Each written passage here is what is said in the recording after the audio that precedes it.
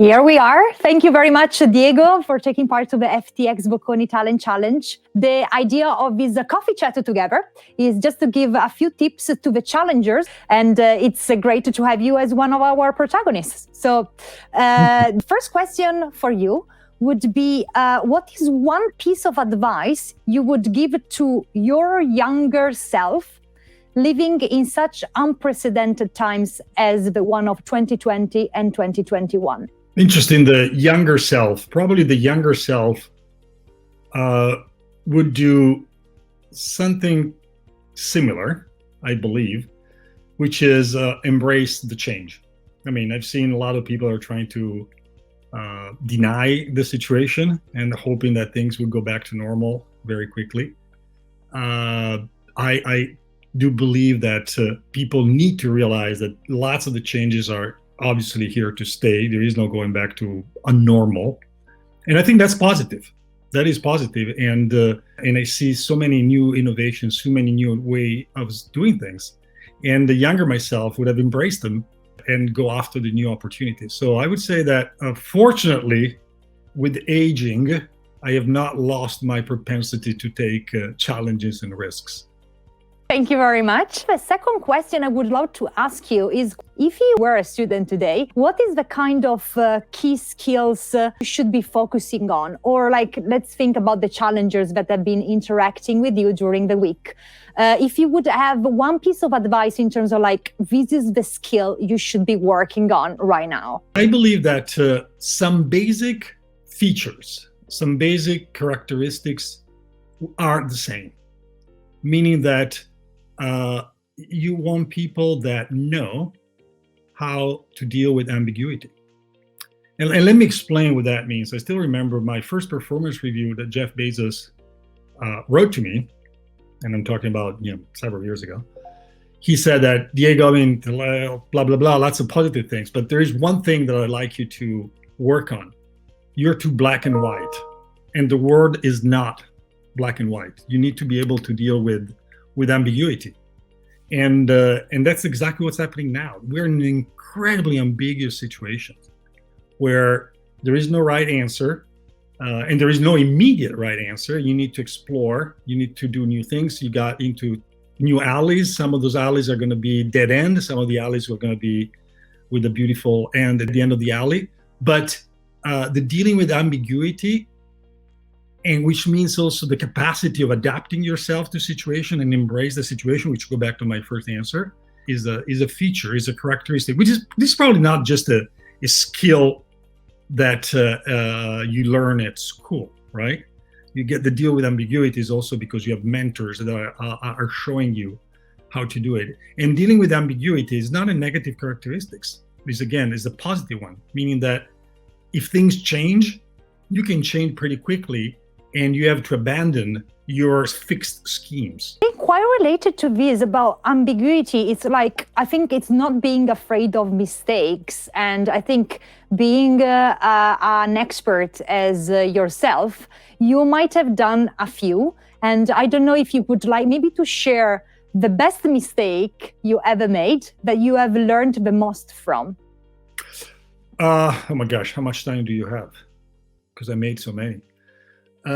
I would say that, this is one of the things that are I believe are incredibly important. And when I joined Amazon, I was coming from a background of being very, very experienced or building my experience in managing operational challenges, right? And I could define myself, and that's also one of the reasons why Amazon and Bezos hired me, was because I was a good operator. I would operate well. The mistakes I made at Amazon at the very beginning was that since Amazon was very chaotic, and a lot of the alumni will especially if they go into a startup or a company that needs transformation, they will see chaos and lack of order. And my main objective was to put order to chaos. And what I failed at understanding is that being focused on just putting things in order is no way to invent the future. And I learned the hard ways, the lessons from Jeff, which taught us the fact that it is much worse to make a mistake of thinking small with no risks versus thinking really, really big, taking risks and making mistakes. So that would, I would say, the main mistake that I made, which is thinking that with operational excellence and being a good operator, you're going to be very, very successful with a company. That is true for ordinary companies. This is not true for companies that are inventing new things. Okay, this is very interesting that you're bringing this up, because I wanted to ask you about resilience. I think, this is a buzzword that we hear quite a lot when you want to start a company, or even when you are a kind of an entrepreneur. What do you think is the best exercise that you have built to be a resilient employee and generally a resilient thinker? I believe, again, it's something that you're not born with. It's something that you learn. It's something that is teachable, and it's teachable because you observe and you watch your boss, your peers acting that way, and they create an environment where you have all those positive characteristics, including resilience. Resilience is the output, is not an input. Resilience is the way that you behave because you've done several things. Dealing with ambiguity, by the way, because if you're too rigid, if you're too black and white, you can't be resilient. And willingness to be misunderstood is another one. If you think you're working on the right thing, even though you don't see the short-term results, but you have signals that you're working on the right inputs, like, for example, building customer experience, right? At some point, Amazon was in that situation where the financial numbers, people didn't like them, especially the analysts, because Amazon was investing a lot, was creating a lot of future value, but the markets were not trusting Amazon. But at the same time, our internal metrics were telling us the customers were loving that. So we decided to ignore the financial critics and keep focusing on the praise and the trust that the customers were building towards us. So you're making this trade-off. And that obviously helps to build a resilient company, because you're really, really focused on the fundamental inputs, which are just not the financials. The financials are an output of your behavior. If you're just focused on, optimizing for the quarter, on price earnings ratios and all those kind of things, you don't build a resilient. You build a resilient business model. You build a short-term business model. I think you are here having so many tips in terms of like a general and ingredients to a general formula that can be the one of being a good leader. Maybe something I would love your overview and your point of view on this. What is the value for you of diversity in big companies? And maybe when you achieved a position of being a leader, how did you keep faith, let's say, or like how you were like kind of trustworthy with anything that you might have believed in terms of like diversity and inclusion? You are not an American, for example, so you were working for an American company. How did you approach that? I think so many challengers that are watching and listening to this today are from many diverse cultural backgrounds, from an ethnical perspective, social backgrounds, and so on. How would you make it an asset of your diversity? For example, you being an Italian. Well, I was lucky to work in an environment where, by just the nature of the environment that Jeff had built, diversity was an explicit asset, not an implicit. It was an explicit asset. A good leader always wants diversity of thinking, because a good leader wants to be challenged, right? And diversity can come through your cultural background, your social background, your gender background, and it comes to that different way. At some point, what we realized at Amazon, that cultural and thought diversity was not enough. And that's why we also decided that in order to get to a higher level of diversity, where you include gender, and you include minorities, but again, explicitly, not implicitly. We had to change something, and we had to be more proactive in terms of going after and looking for this kind of people. And that's where we really started putting together programs that were concrete in terms of attracting and promoting people that went beyond thought diversity, and there was also including gender and racial diversity. And I know that a lot of people think, but what's the point about, you need to make sure that you hire good people. Diversity should not be your main worry. You just want to hire good people. And that is a simplistic way of thinking. You really want to think about long term. So if you have a long-term orientation, you know that in order to make changes, you need to force through new methodologies. And that's one example. At the very beginning, they might not work, but for the long terms, they do work.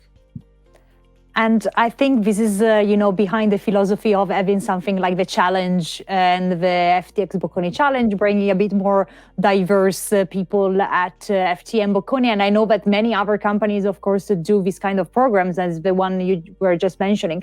My last question would just be about this point about diversity of thinking in the media industry, because of your role at The Economist. Of course, what you discussed during the event with John Thornhill about the media as a very interesting space for future investment, and new things are going to come in this space from a technical and technological perspective. Maybe something that media are quite accused of, if not having a huge diversity of thinking in the way they are presenting content and generally products.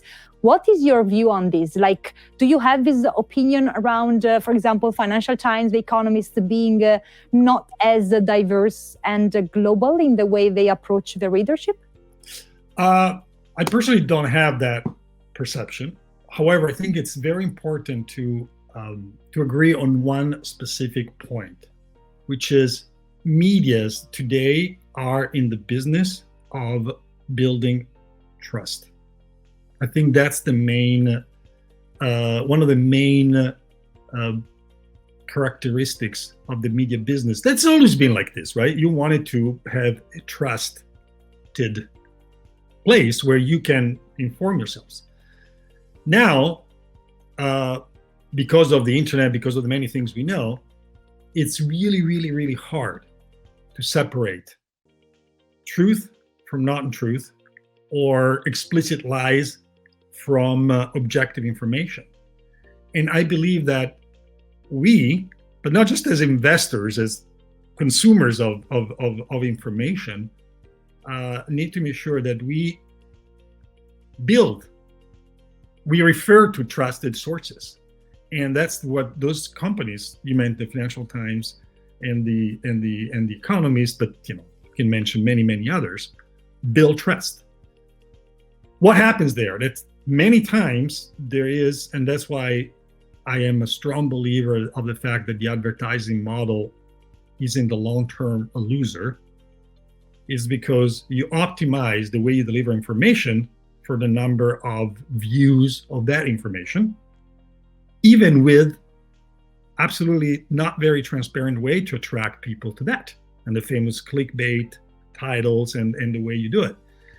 And I do believe that trusted sources need to have in their manifesto of their way they deliver information that they are not going to be using tactics of attracting advertising to the point that the title of the information might be misleading. So I may be going too much into details, but that's one way of the building trust.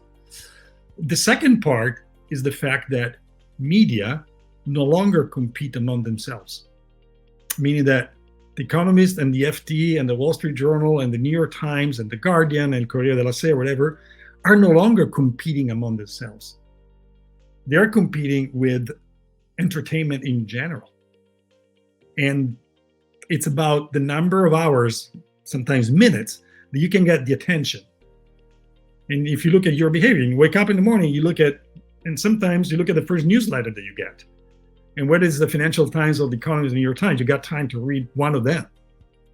And the other point is that those companies are competing with Netflix, are competing with Prime Video, are competing with Hulu, are competing with Disney Plus, are competing with ESPN. They're competing for time and attention.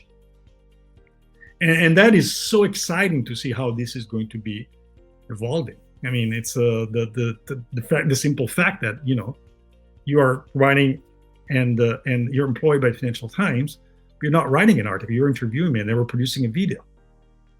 That did not exist many years ago. Well, not many, just a few years ago. Thank you very much. I think we have everything. This was great, very insightful. And thank you so much for chatting with me.